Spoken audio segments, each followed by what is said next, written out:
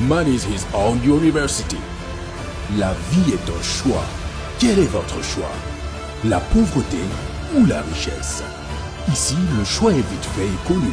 C'est la richesse, la prospérité, le bonheur, l'abondance, l'éducation honnête, l'amour, le pardon et le partage.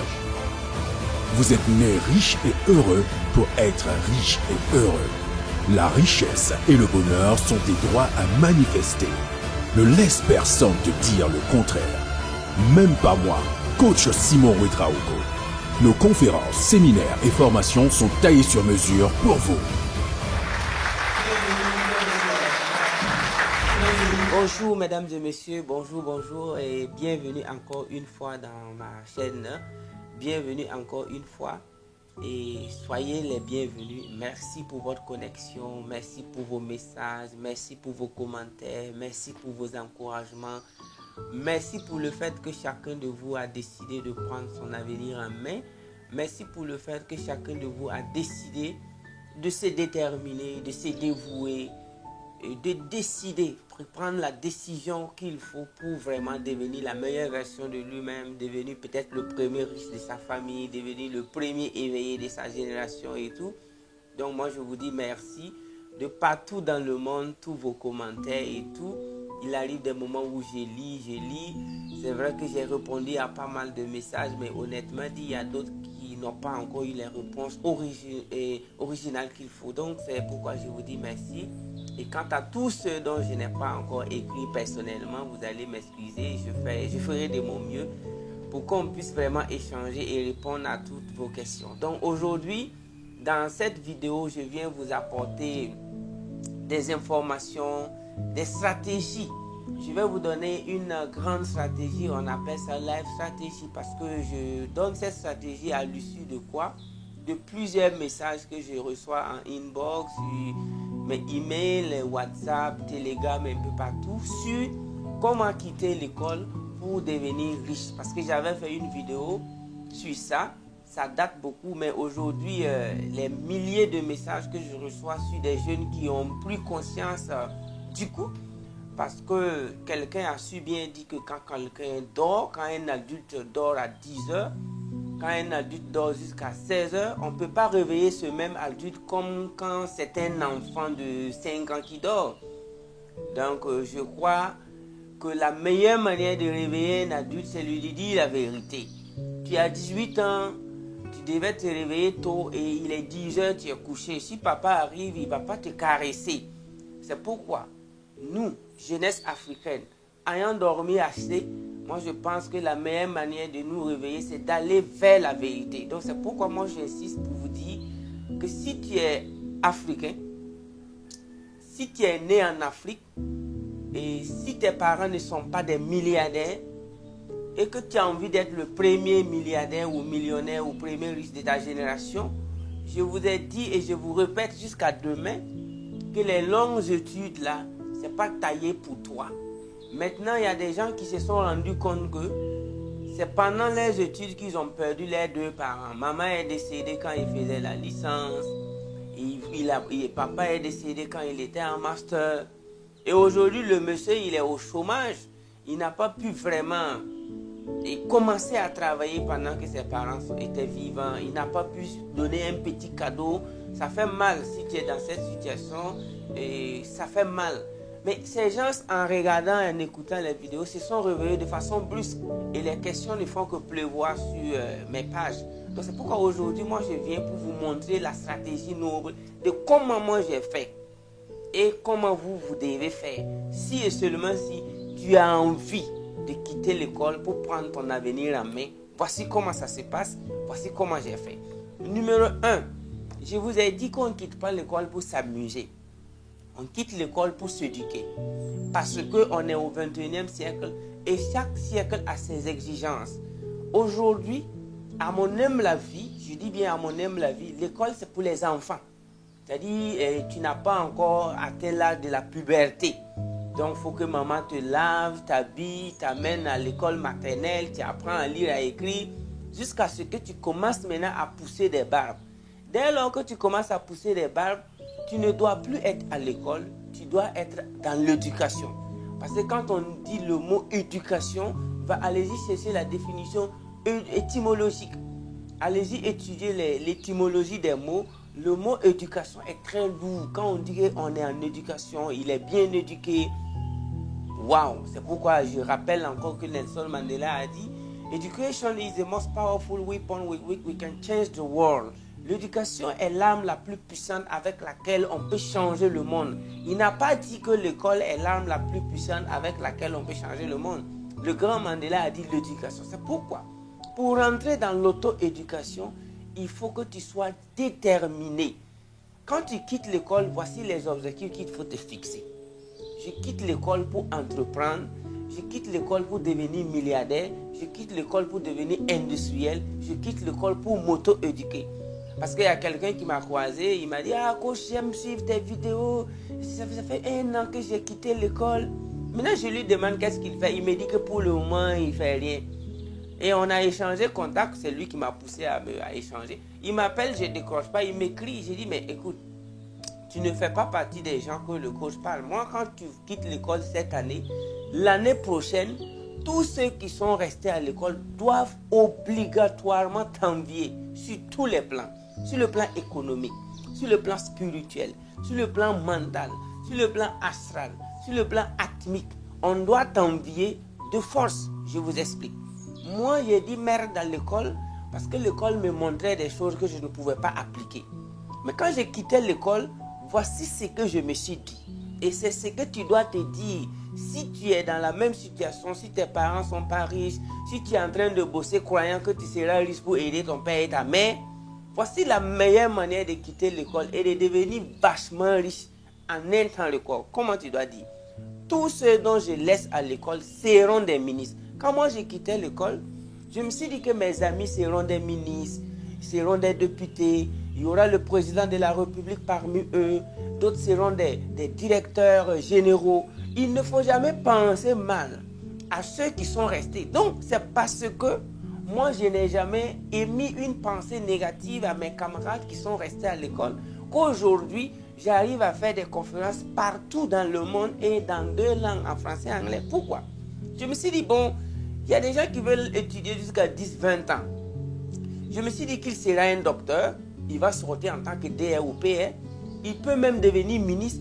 Donc, j'ai souhaité le meilleur pour tous mes camarades qui sont restés à l'école. Et la question que je me suis posée, quand ton voisin de classe sera ministre, toi, tu seras quoi? Parce que lui, il est resté fidèle à l'école. La réponse que j'ai eue, c'est que moi, je serai aussi qui j'ai envie d'être. Et que peut-être que le ministre voudrait qu'on soit des amis, qu'on travaille ensemble. Vous voyez un peu? Donc, aujourd'hui, moi, j'ai eu un diplôme que je vous ai dit que bon, j'aime pas parler des papiers, mais c'est en 2011 que j'ai fait le bac.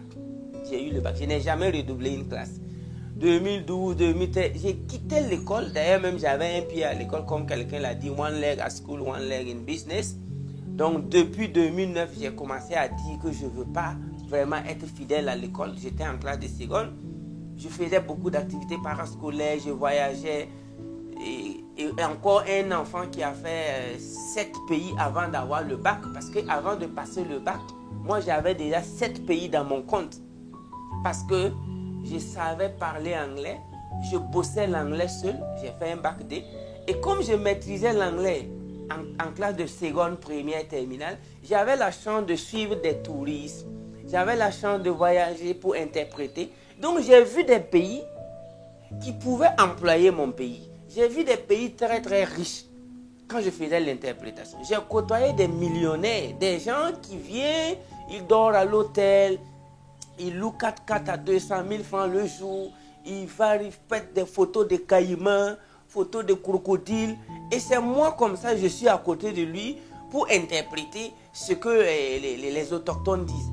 Pendant ce temps, je me suis dit, mais lui là, il a fait quoi pour devenir riche, pour venir prendre photos de crocodiles dans mon pays? C'est ainsi que j'ai commencé à penser et souvent à les poser des questions.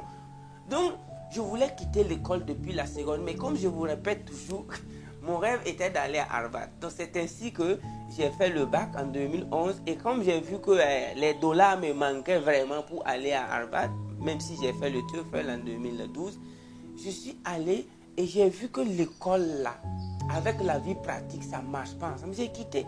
Mais quelqu'un qui a eu le bac en 2011, je n'étais pas le seul à réussir au bac. Selon vous, où sont passés tous mes amis qui ont eu le bac en 2011? Vous pensez qu'eux tous ils ont échoué? La réponse est non. Moi j'ai des amis de classe, des camarades de classe, on mangeait ensemble, on s'amusait. D'autres sont devenus des ingénieurs au Canada. D'autres sont devenus des ingénieurs en Autriche. D'autres sont devenus des docteurs. Et aujourd'hui, entre eux et moi, on cause toujours. Ils me demandent des services. J'ai aidé plusieurs à créer leur propre entreprise parce que je les ai dit en inbox dans WhatsApp. Je les ai fait des audios. J'ai dit, débrouille-toi pour ne pas être la honte de ta génération. Toi-même, tu sais que toi et moi, on a fait le bac ensemble. Aujourd'hui, tu es docteur. Gare à toi, si tu mets pied au Burkina et puis tu parles au hasard, tu vas me rencontrer sur ton chemin parce que toi et moi, on est de la même génération. Et si on va bien fouiller, je suis plus âgé que toi. Quant aux docteurs PR qui sont plus âgés que moi, la norme aurait voulu que, et la norme veut que, et c'est ce que je fais, balle à terre. Quand je croise un vieux docteur, un vieux PR, moi je les respecte. Mais ceux qui ont fait le bac avec moi, bac 2011, et je vais dire pire, ceux qui ont fait bac 2012, bac 2015, bac 2016, gare à vous. Si vous devenez des PR et des docteurs, et que vous n'aimez pas ce que vous faites, et que c'est que vous n'êtes pas une inspiration pour votre génération, vous allez nous trouver ici. Donc moi j'écris à mes amis qui ont le doctorat, on cause de plus grands projets. Surtout mon meilleur ami, on s'est rencontrés en classe de CM2 et il était premier, moi je suis... On s'est discuté en tout cas, premier, deuxième, troisième, on s'est discuté. C'est une seule fois lors d'un examen blanc que j'ai pu le battre en classe de CM2. Sinon, on a fait la sixième ensemble jusqu'en troisième où on a eu le BBC, on nous a séparés, on a pleuré parce que lui devait faire seconde C2, moi je devais faire seconde C3. Et on est resté amis jusqu'à avoir le bac. Mais lui, il est entre la Chine, il est entre la Taïwan, il est entre les États-Unis, il est entre l'Allemagne. Aujourd'hui, il est en Autriche. Lui, il l'étudie. Si tu vois ses ordinateurs, c'est MacBook Pro. Mais comment lui et moi, on continue de parler de projets? On parle de projets gigantesques pour nos petits frères. Avec son ordinateur MacBook Pro, moi, je lui donne des conseils techniques de comment entreprendre. Et lui et moi, on ne peut pas ne pas s'associer. Pourquoi? Parce que je n'ai pas quitté l'école pour m'asseoir sur des kiosques, pour boire du Nescafé, pour dire que l'école n'est pas bon. Je n'ai pas quitté l'école pour aller faire du n'importe quoi, dire l'école n'est pas bon. Moi, j'ai quitté l'école pour bosser comme, je ne peux pas vous dire, je bosse comme un fou. J'ai quitté l'école pour lire tous les livres qu'il faut lire. J'ai quitté l'école pour m'auto-éduquer à des millions de francs. J'ai quitté l'école pour pouvoir voyager partout dans le monde. Donc je quitte l'école pour que mes camarades qui sont laissés à l'école, même si un venait à être professeur d'université, quand on va se croiser, mais on se respecte parce qu'on est de la même génération. Peut-être qu'on a le même âge. Mais si toi tu dis que le coach a dit que l'école n'est pas bon, l'école là... Et puis tu n'es pas en train de lire au minimum un livre par semaine, mon ami, quitte sur mon chemin. Quand tu vas entendre coach Simon, je vais te demander d'oublier mon nom parce que je ne m'adressais même pas à toi. Si tu quittes l'école et que tu ne peux pas finir un livre par semaine, quand tu vas entendre le nom coach Simon Ouedraogo, je vais te demander pardon. Éloigne-toi de moi. Parce que l'Afrique que nous voulons construire, l'Afrique que nous voulons vraiment réveiller, ce n'est pas une Afrique de médiocres. Ce n'est pas une Afrique de tâtonnement. C'est une Afrique de scientifiques. C'est une Afrique des gens qui savent ce qu'ils font. C'est une Afrique des gens qui sont allés à la source, hyper cultivés. Donc, moi, je n'ai pas... Depuis que j'ai quitté l'école, j'ai fait des nuits blanches. À 2h du matin, je lis. À 3h du matin, je bosse. Je passe mon temps à poser des questions. Google me connaît.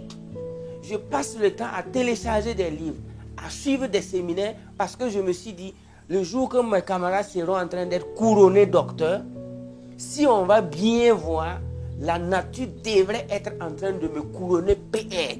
C'est l'objectif que je me suis fixé. Donc, aujourd'hui, je suis content que je donne des cours dans des conférences dans des universités. je fais business avec des professeurs d'université. Aujourd'hui, il y a des DR qui sont associés à moi dans d'autres projets. Vous voyez? Donc, quand j'ai mes conférences, je vois dans la salle des PR et des DR qui sont venus s'asseoir pour m'écouter. Mais vous pensez qu'après la conférence, comment je me comporte envers eux? Je m'en vais m'incliner. Respect total. Bonjour docteur. Qu'est-ce que tu penses qu'on peut faire? Et on échange. Pendant ce temps, si toi tu as quitté l'école, c'est Nescafé tu vois. Si toi tu as quitté l'école, tu te promènes, c'est du Tarmazol, du Dugdaral et du Kaolinyang que toi tu prends. Mais écoute, et puis tu ne lis pas, tu ne te cultives pas. En fait, tu ne pourras pas marcher avec moi. Donc moi, je suis là ici pour vous dire, jeunesse africaine, l'école bizarre que vous avez devant vous là, vous pouvez décider dès lors que vous savez lire et écrire, de dire merde à cette école-là et de prendre votre destin en main. Et on prend son destin en main en se cultivant tous les jours, en lisant, en allant vers des gens qui savent vraiment, qui ont déjà fait ce que tu fais. À partir de là, moi je vous garantis le succès totalement. Tu vas avoir beaucoup d'argent, tu vas avoir beaucoup d'informations, tu vas avoir beaucoup d'amis et tout. Donc si je vais vous citer les PR et les DR avec qui moi je prends souvent du thé ensemble, souvent on se rencontre dans des restaurants VIP, on discute des grands projets ensemble. Mais moi je mesure mon âge, je suis à la trentaine. Mais je me suis dit, je quitte l'école avant l'âge de 30 ans. Si j'avais su même à 15 ans, j'allais quitter cette école, système éducatif là. Mais moi, je veux que si tu quittes l'école à l'âge de 18 ans, quand tu auras 40 ans, tu dois donner cours à des docteurs de 30 ans. Parce que toi, tu as quitté l'école à 18 ans. Aujourd'hui, tu as 40 ans. Tous les docteurs et les PR de 35 ans doivent venir t'écouter. Parce que tu as 40 ans et ils ont 35 ans. Donc, tu es le grand frère sur tous les plans. Tu as bossé, tu as lu, tu commandes les livres, tu participes au séminaire, tu mets en pratique tout ce que tu apprends et tu crées des entreprises, tu crées des usines. Comment ces docteurs ne vont pas te respecter? Pourquoi vous n'allez pas pouvoir vous associer? Donc moi je viens ici parce que le grand bateau on l'a démarré. Et tous les jeunes qui pensent que moi je vais rire avec eux parce que je suis le coach Simon, je t'ai écouté, effectivement l'école là. Mon ami, si tu n'as pas de bibliothèque, il faut commencer à ne plus me suivre. Parce qu'on ne pourra pas créer tout ce qu'on veut créer en Afrique avec des gens qui ne connaissent rien. Ici, là, s'il n'y a rien là, on ne pourra pas s'associer, on ne pourra pas travailler. Les gars, si l'école te vole ton temps, si tes professeurs continuent de renouveler leurs contrats avec la pauvreté, je te demande de les laisser tomber et prendre ton avenir en main. Il faut bosser. Donc, dans chaque vidéo, je mets des informations à la description. Donc, il faut voir. Il y a des newsletters qu'il faut s'inscrire. Également, à la fin de chaque vidéo, je vous permets de rejoindre, de payer aussi des livres sur Amazon. Je vous recommande souvent les livres en écrivant. Donc, dear ladies and gentlemen, dear brothers and sisters, I really, really love you. And Africa is the future. Et on y va pour l'auto-éducation. L'auto-éducation est plus chère que l'école. L'auto-éducation, c'est la chose la plus chère. Donc, si tu rentres dans l'auto-éducation, tu n'as plus besoin de diplôme, mais tu as juste besoin du concret, la réalisation. Tu dois réaliser. Donc, moi, je salue tous ces docteurs, tous ces PR qui m'ont contacté par humilité, par reconnaissance. Et il y a lui, il a passé toutes ces années à étudier à Paris. Je vais saluer en passant le docteur Steve Bambara. Et on a beaucoup échangé, il a eu des larmes aux yeux parce que lui aussi il a perdu le temps. Moi je lui ai dit, je veux que vous soyez les meilleurs docteurs de l'Afrique. Je veux que vous soyez les meilleurs dans votre domaine. Et moi, je pourrais vous apporter ma petite expérience sur le plan management, métaphysique, leadership, organisation. Et on y va. So, l'union fait la force. Seule l'union de ceux qui ont la force font la force. Quand tu dis que l'union fait la force, c'est l'union de ceux qui avaient la force intérieure en eux qui font la force. L'union des canards ne pourront jamais voler plus haut qu'un seul aigle. L'union des poulets ne pourront jamais voler plus haut qu'un seul aigle. Donc écoutez, jeunesse africaine, nous devons nous unir. Mais je vais vous dire, seule l'union de ceux qui croient en eux font donner la force. I really, really love you. Africa is the future. Thank you so much.